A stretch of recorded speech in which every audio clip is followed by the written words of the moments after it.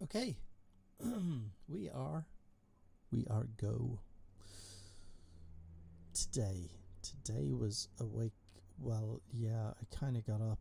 Didn't really get out of bed early enough to say that I was up at the crack of dawn, which I wasn't at all. I mean, I kind of rolled out of bed at about 8 o'clock.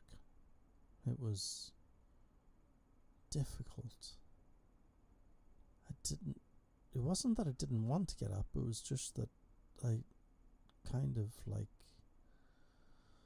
had one of those mornings where I was in that little haze of in between dream world and waking up and not really wanting to get started. Anyway, headed over to this house and went to change this tap on this wash hand basin. Beautiful Burlington taps, really lovely. And got there, turned off the water, took the taps apart, put them back together, went to switch on the water, switched it on, and I could hear this weird sort of very, very slight hissing sound. I was like, wonder what that is. And because I was in a rush to get back into the bathroom, check for leaks, because I just pressurized the system, I didn't think too much of it. I thought maybe somebody was messing around with the steam or something crazy in another room. And then the owner pipes up and she says, "So yeah, Kieran, so we can. It doesn't always happen, but we can hear that hissing noise when you turned on the water." And I'm like, "What do you mean it doesn't always happen?" She says, "Yeah, sometimes it happens, and sometimes it doesn't." And I'm like, so that hissing noise was coming from the pipework? And she was like, yeah, but it doesn't always happen, just sometimes. And I was like, okay, I better look at that closely. So I put a torch in there, one of these little LED sort of really bright lights, and I stick it down, and when I look over the side of the skirting board, I can see this mist, and I'm like, mist is a leak because it's water mist. I'm going, oh shit. Not below the, not in the lead pipework, not below the stopcock, please. And of course, what do I have? I have a leak. However, it's not in lead pipework, thankfully, it's in copper pipework. And the leak was a pinprick leak, which was absolutely minuscule, but still throwing out this really fine spray, and basically has to be changed. Has to be. So I'm looking at the floor, and it's brand new, beautiful Cardine flooring, and she's got new wallpaper on the walls and new skirting boards. I'm just like, I'm going to have to wreck all this. And she's looking at me and she's, "Oh yeah, that's okay. We don't want the leak. We really don't want the leak. Just get rid of the leak, Kieran." And I'm like, okay, let's go for the worst, because the whole thing is, I mean, it's one thing to turn off a set of taps in a house and go okay, there's a leak there, and we'll isolate it and we'll cap off that, and you won't be able to use those taps for until I get the leak fixed or whatever, right? That's one thing. The other thing is to turn off the whole water supply to the house and then tell the people, "I hope to get this fixed today, because I'm going to have to knock a hole in the floor, probably about for the Europeans, 400 mil deep and for the Americans probably about a foot and a half down, and then I'm going to try and repair a pipe without wrecking the rest of, this area of flooring. And these people are as cool as they're just as cool as cucumber. I'm amazed. And so of course I'd bought tools just to fix a tap. So I'd bought tools to change the tap. I didn't bring my stopcock key for my outside stopcock, and because you have one on the road and that's down a deep hole and you just can't get purchase on it with your arm, so you got to have one of these particular bars with a handle on it so you can actually turn it. And thankfully when I did go off and get it and came back, it did turn and it did close, and I was able to shut the water off to the house completely, so I was able to work on the pipe inside the house. And then as I came back, because I'd gone off to get hammers and cold chisels to break the floor and stuff, so I was like, oh, dread. There was me thinking, oh, I'll finish up early and go to the gym today.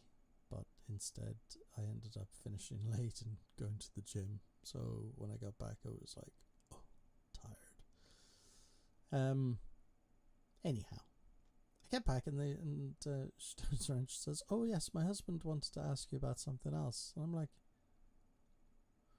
what else? And she says, oh, the waste outside the back of the house. It's a very long run of pipework and it seems to keep getting blocked. So I look around the corner and I'm like, I don't believe this. Like the pipework runs kind of horizontal out of the wall and then dips down and then goes up and then dips down again. And I'm going, like, who did this? And she said, oh, that was the third plumber we had. I'm just like, I'm standing there, I'm laughing, I'm like, did any of these guys have a level? Did they have a level? Did they actually, level a line and then? Oh no! They just put it in and then they had to connect it to that one, and then we think that's where it all went wrong. Okay, I said, yeah, I'm gonna have to rip it all out and redo it, because basically in the winter when water collects in that pipe, it's going to freeze, and then you're going to have a massive problem, because you're going to have to get a hairdryer on it to defrost it and then unblock it and shove the stuff down. Yeah, we realise that. That's so book in for another day to do all this run up. I mean, it's like 12 meters of 40 mil or inch and a half pipe work all around the house. It's just insane. Anyway, there's me, and I thought to myself, right, I need to grab my and I just didn't get a chance even to grab my camera. I just got so busy, so into it, so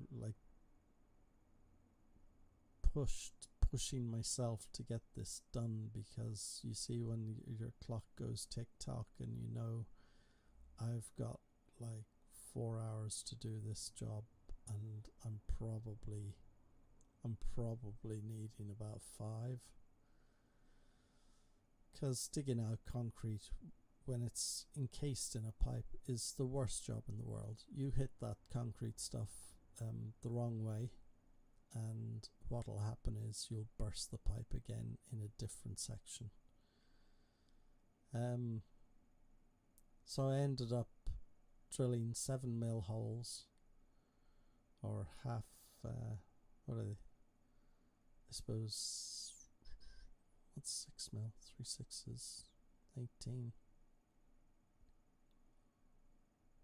3/8 a drill bit, 3/8 masonry drill bit.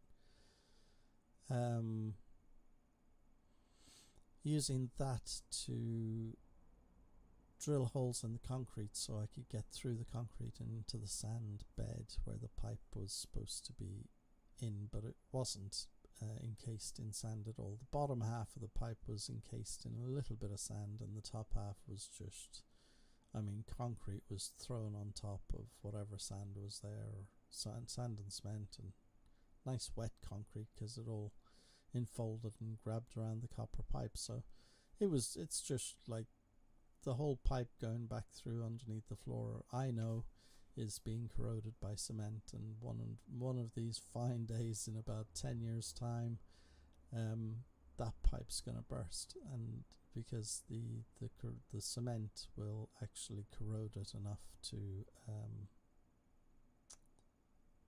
create another pinhole, and boom, gone, done. But that wasn't my problem today. My problem was going down to the fine establishments in Belper and finding that both Toolstation and Billbase were having problems with their computer systems. So instead of it being like a 10-minute, 15-minute journey there and back, I think I actually spent 15 minutes at the counters of Billbase and Toolstation. One, because one didn't have the part that I needed, and two, because it was just, oh, what a day. Just one of those days. And I'm not here to tell you about woeful things. I'm here to tell you that these are kind of this is the stuff that happens, like, out of the blue. You think, oh, I've got a nice short day. So guess where I am tomorrow? Tomorrow, I'm back in the house, and I have to finish. I now have to change a trap, because the trap is leaking underneath the sink. It was put in with Plumber's Mate. Really unusual. And the worst thing about Plumber's Mate is basically it's like a putty. It's a soft putty.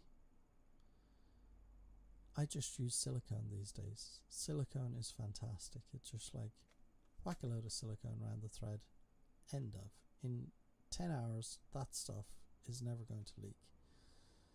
However, this guy used Plumber's Mate, and last time I used Plumber's Mate was about 20 years ago, and it's basically like using a plasticine, but a gooier plasticine. So the problem isn't the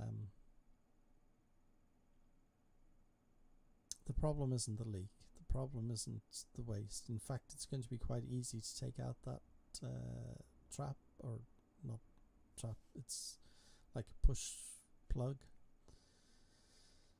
The problem is going to be cleaning off the Plumber's Mate, so then I can use silicone.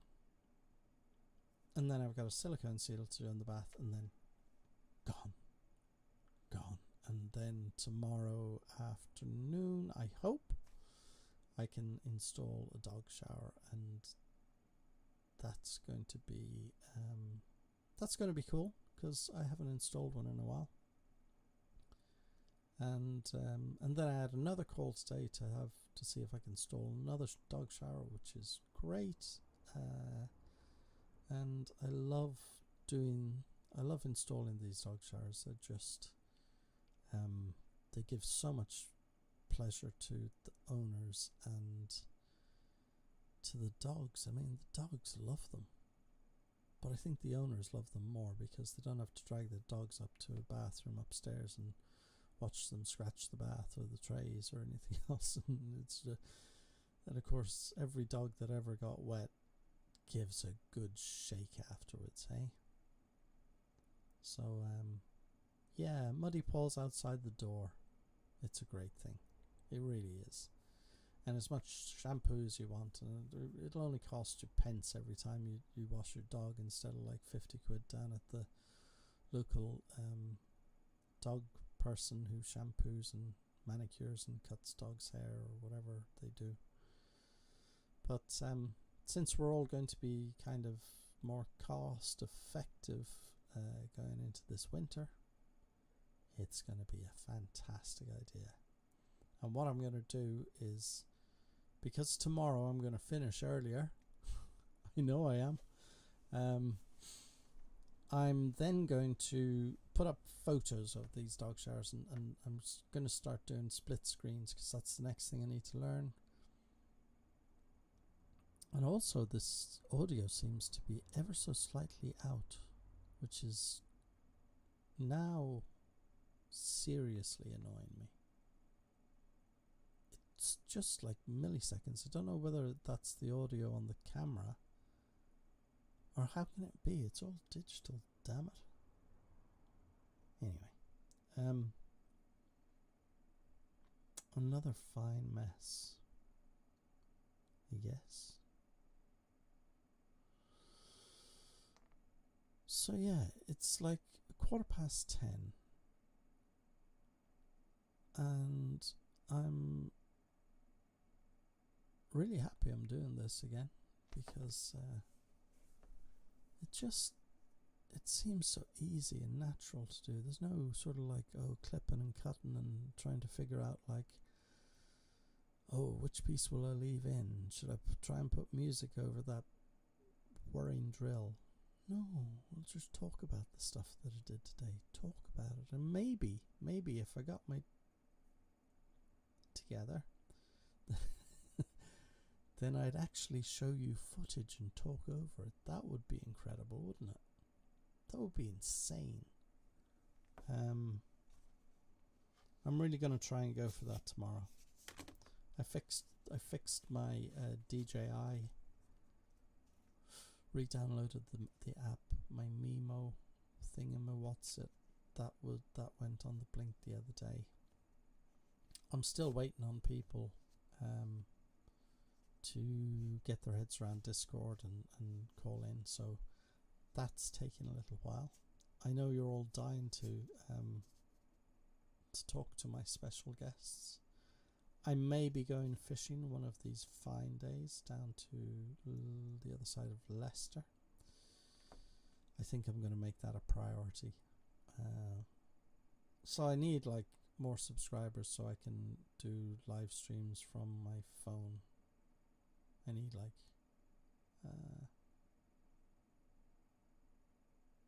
400? Well, 500 subs. And then I can annoy you from my phone, which would be fantastic. No, I'm not sure it would. I think the live streams from the studio are epically good, whereas live stream from a phone outside wouldn't necessarily be the most, let's say, the purest form of communication. I could see a lot of issues.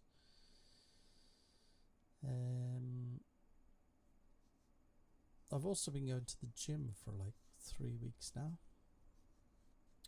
3 weeks pretty much solid. Viewfinder inactive. Press any button to reactivate. Yeah. No, it's gone. Now the message is gone. So I think I'm coming up to my 4th week on Sunday, so that's a month. Back to the gym, feeling really good, and toning up nicely. I think that's the way I should put it. Not eating as much crap, or drinking for that matter. Drinking's out. No alcohol. Eating lots better, and feeling double the amount of energy that I have normally. So that's pretty good. And on that note, I'll probably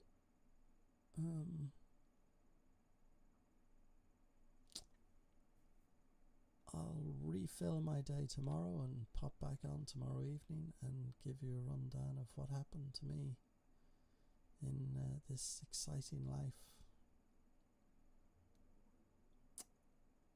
Yeah. So have a great one. I shall catch you in 24 hours or less.